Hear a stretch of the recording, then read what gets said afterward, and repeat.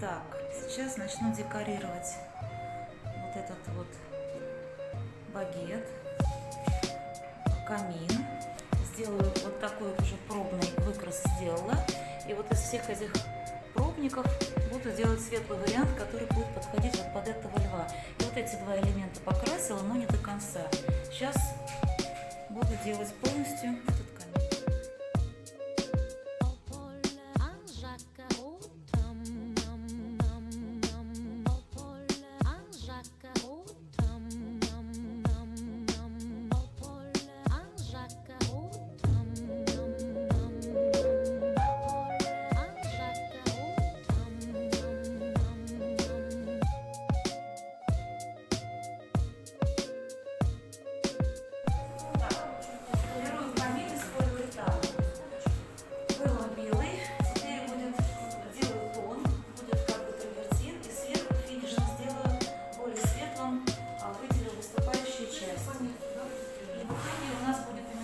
Каменного камина.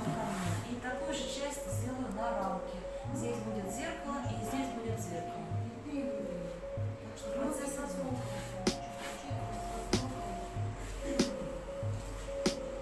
Все. Так, это промежуточный этап. Сделала еще один слой, покрасила в тон более бежевый. Но когда высыхает, вот сушу феном для ускорения.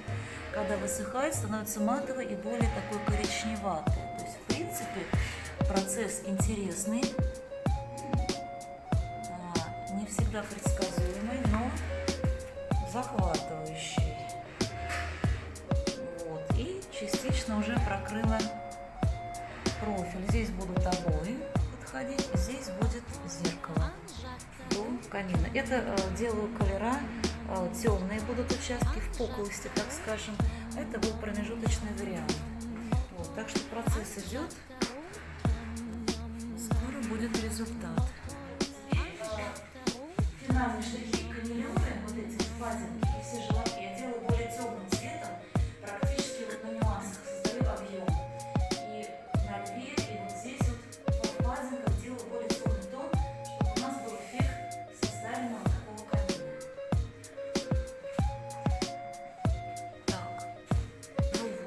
Такая вот картина получилась. Сейчас увеличим. Наверное, вот так, да, Лариса? Да, заиграли вот эти объемные части.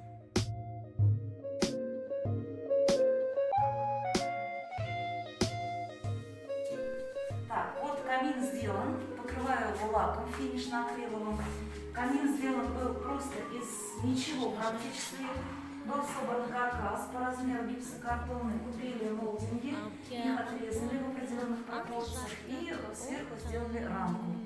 Так что теперь задекорировала, высветлила все выпуклости, создала эффект мрамора. Сейчас крашу акрилом и все. Дальше клеим зеркала и ставим свечи. Красота. Да. И розеточка еще для того, чтобы фонарики наводить.